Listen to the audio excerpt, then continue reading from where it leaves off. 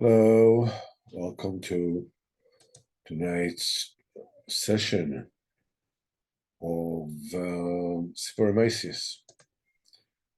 Let's get down to business. And as we said, that prayer leader, the master of prayer, as he's sometimes called, he was always involved in that matter of waking people close to Kodesh Baruch Hu. And each time he would attract his people, he would take them from unsettled areas, as mentioned, until an impression was made in the world, and the thing began to be known. So suddenly people would escape from the country, and their whereabouts were known. Someone would lose a son, and the way they were was unknown until it became known. That is, because of the prayer leader, the master of prayer, he would go and he talked to people into devotion to Hashem Yisbarach.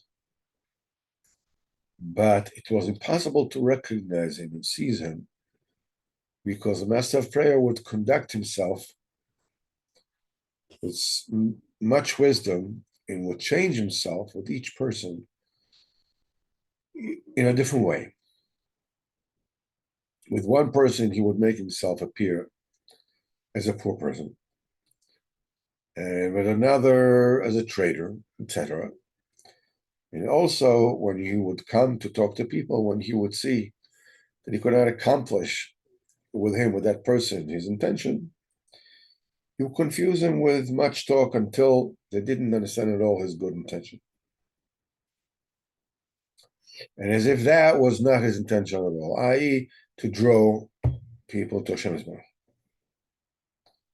Even though, in truth, his whole intention was talking to people, was only this, to draw them to Hashem Yisbarach. And only when he understood and that he could not influence the person he was speaking to, would turn to him and bend him and deceive him until he could not at all understand his good intentions.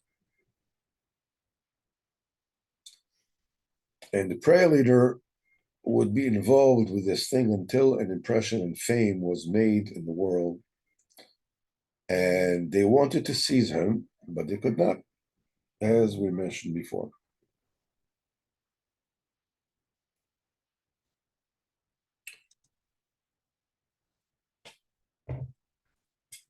The main nikuda over here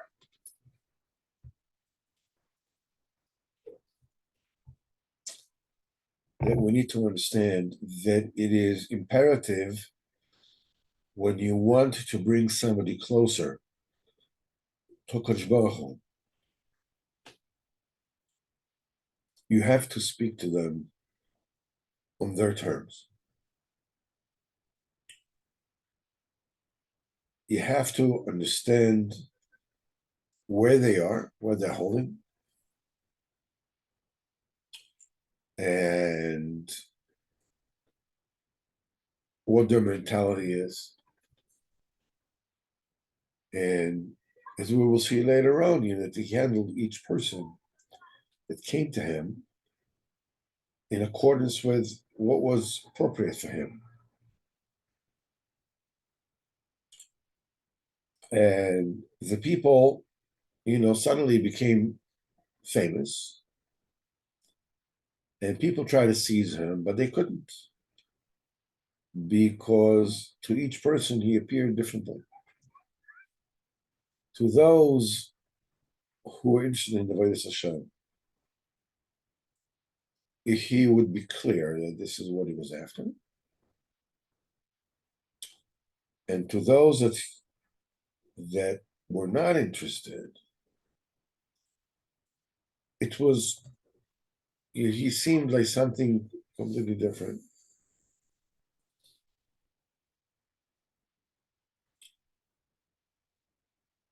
The main akuda, the two things that can be learned from this.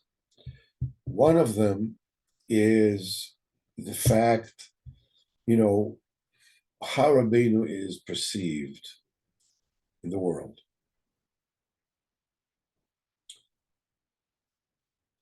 In the very beginning, for years and years and years, nobody spoke about Breslov Hasidim. They were considered to be negligible, fringe sect of lunatics.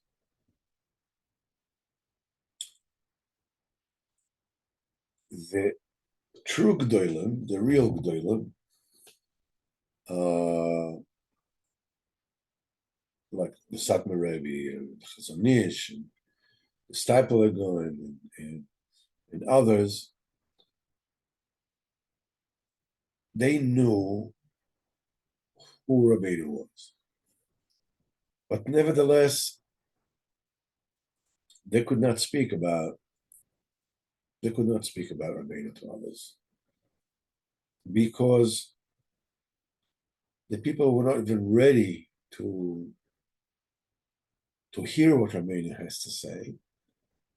Only few people here, few people there.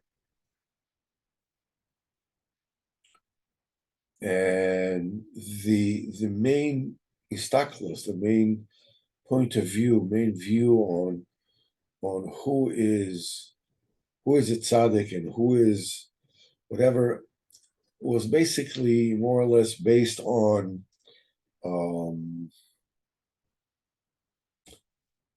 traditionally accepted reputation. There were certain tzaddikim that historically we know that they were very great people. If I'm not even talking about the Baal Shem Tov or this, but I'm talking about the Maggid of Mizrich and the Baal Tanya and the Rebbe of Berdichev and the Pinchas of Koretz and the Rebbe of Zusha and so forth and so on, tzaddikim throughout the generation. And definitely Rabbi Nachman was, amongst, Rabbi Nachman Breslov is that. But basically, all these tzaddikim sort of fulfilled a roster of communally accepted tzaddikim, that carried the title. Now, why were they regarded? Why are they regarded? Why were they regarded as such tzaddikim? Because they made it into the lore. There's hardly anybody that learns the Rebbe Melech. They do know that he was the Rebbe of all the Rebbes that came after him. His Talmidim, the Polish Rebbes and whatever it is. So he is revered as the Noam Melech, who he really was. But the influence that he has on people today, anybody who wants to learn his forum or be a chassid of Lizhensk, what does it mean?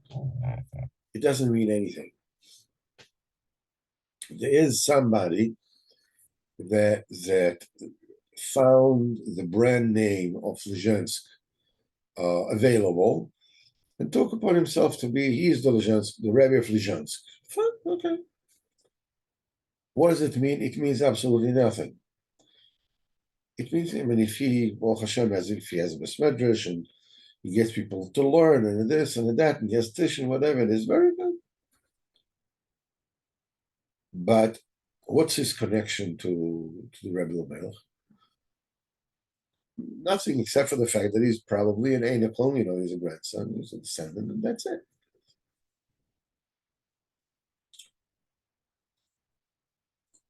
Rabbeinu is something totally different. It's totally new. Rabbeinu is somebody that comes into your life and speaks to you in your language, whether you are a professor in university or somebody who likes to sit in the corner and drink alcohol or smoke some dope or it doesn't matter. The reason it doesn't matter is because each each one of these people is Nishmas Yisrael. And because you're a Jewish neshama, his tafkid is to bring you closer to Kadosh Baruch Hu, to bring you to your tachlis, to bring you to where you need to get. Now, if somebody is into playing music and and smoking reefer, you can't come to them as a rebbe with a tish and the whole thing. It doesn't work. I mean, it might be a nice place to visit, but you wouldn't want to live there. It's not to do with your life.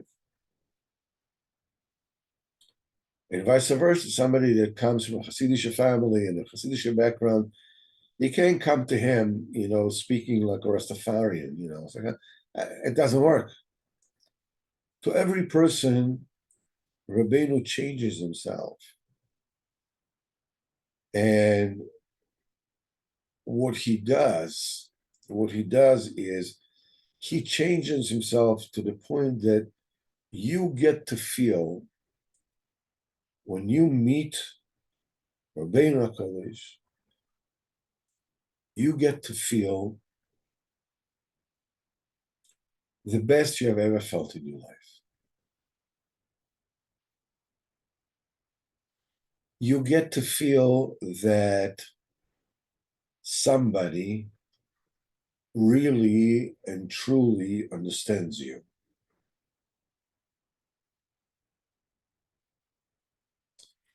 Even if you are antisocial, he can associate with you because you're a Jew and because there is a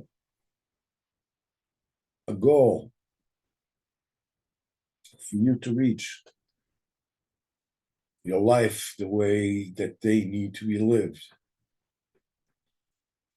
And the thing is some people want to hear, want to get closer to Shbachel, and some people don't. So that's why when people look at Rabbeinu seems to them to be what it is that they want to picture him as. You have those who hate the whole idea about Jewish people coming close to Kadosh Baruch Hu. So Rabbeinu appears to be somebody who is out there, not only irrelevant, but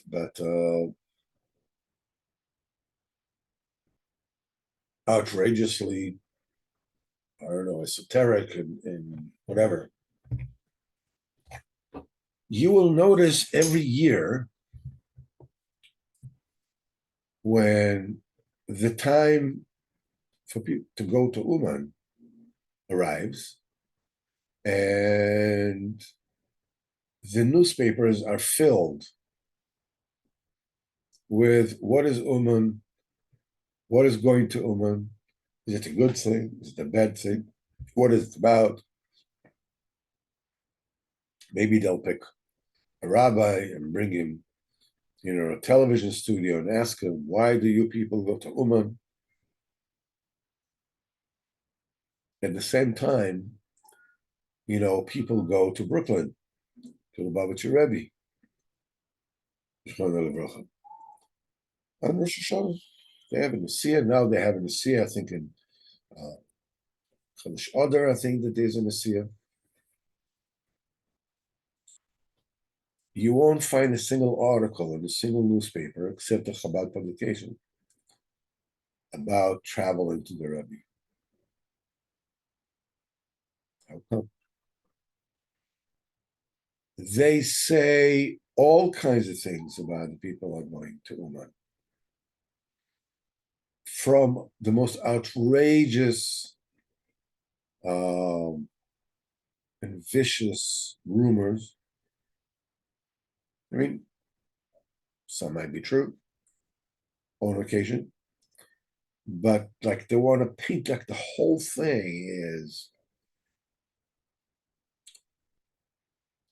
why do you have to go? Why do you have to stay? Why do you have to this? Why do you have to that? And who says this and who says that? When it comes to going to, to the yard site of the Rebbe Melech in Nijensk, there are literally thousands upon thousands of people who go. Nobody even thinks to say, why you're going there, you shouldn't go, you should go, you shouldn't leave your house, you should leave your house. Nothing. This is because Jewish people have inside them a Jewish Nakuda.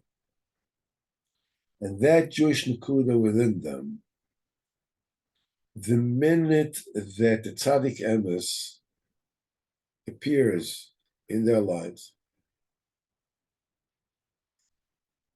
they cannot remain indifferent. It's just not possible. It's like a person who is starving. And you take out a nice, big, cold cut sandwich. And you eat in front of them. That person has two choices. Either he asks you, to have some because he's starving, or else just to chase you away, at least don't eat in front of me.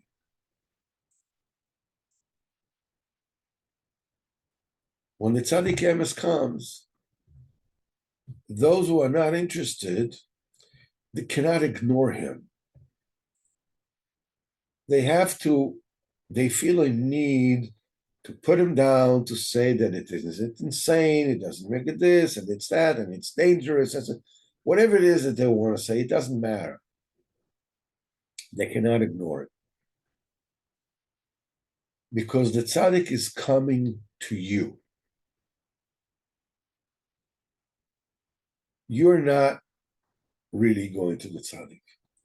Yes, you're going to the tzaddik, you learn his story, you travel to Ummah, whatever, but that's not you going to the tzaddik. This is you doing whatever it is that you can do in order for the tzaddik to come to you. The tzaddik coming to you is an incredibly personal and intimate exchange.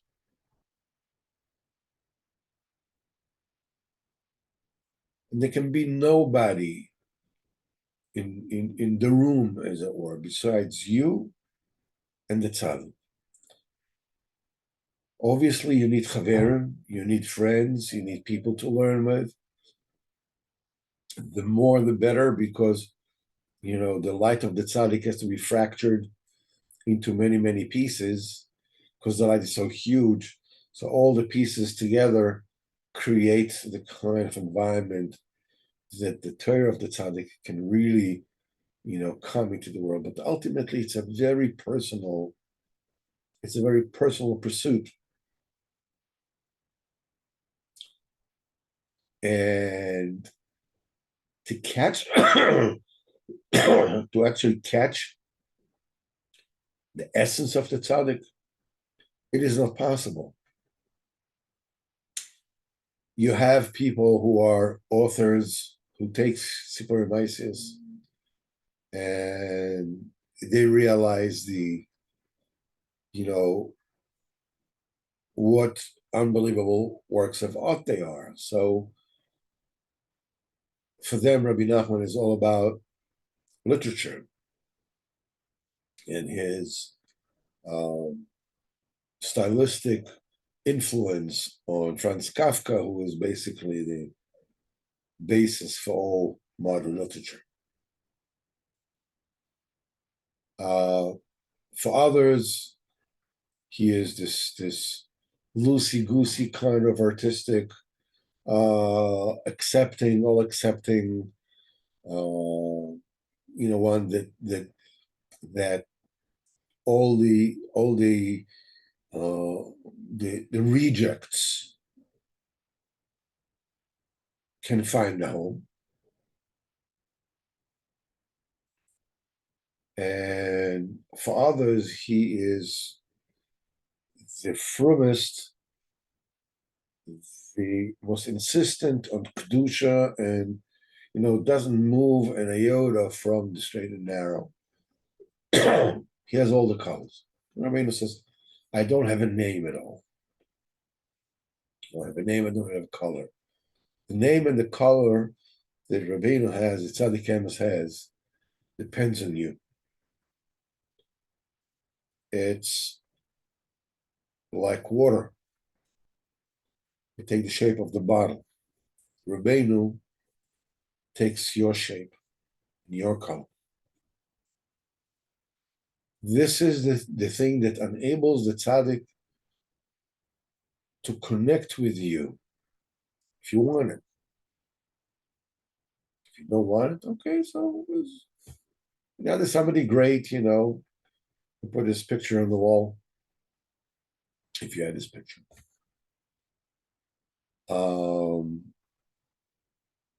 This is the kind of shaykhus, it's the kind of connection that we need with the Rebbe. To realize the way I see the Rebbe is a reflection of the way that I want to see him, and the way that I need to see him, the only way that it's possible for me to see him. Because this is how I can connect with him.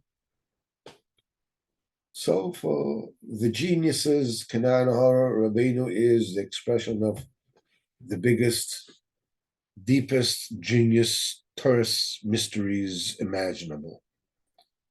For others, he is the inspiration of singing and dancing or painting or whatever it is. It all depends upon you. He's your tzaddik, he's your Rebbe. And the idea is to get to the point where you can see him in every movement and you can feel him with every breath you take. And this is how you get to where you need to get. We'll have to finish now because the time is short, unfortunately. But Bezat Hashem, we will continue next week. We'll meet here in Mitzvah Hashem on Wednesday in Lakut Maran.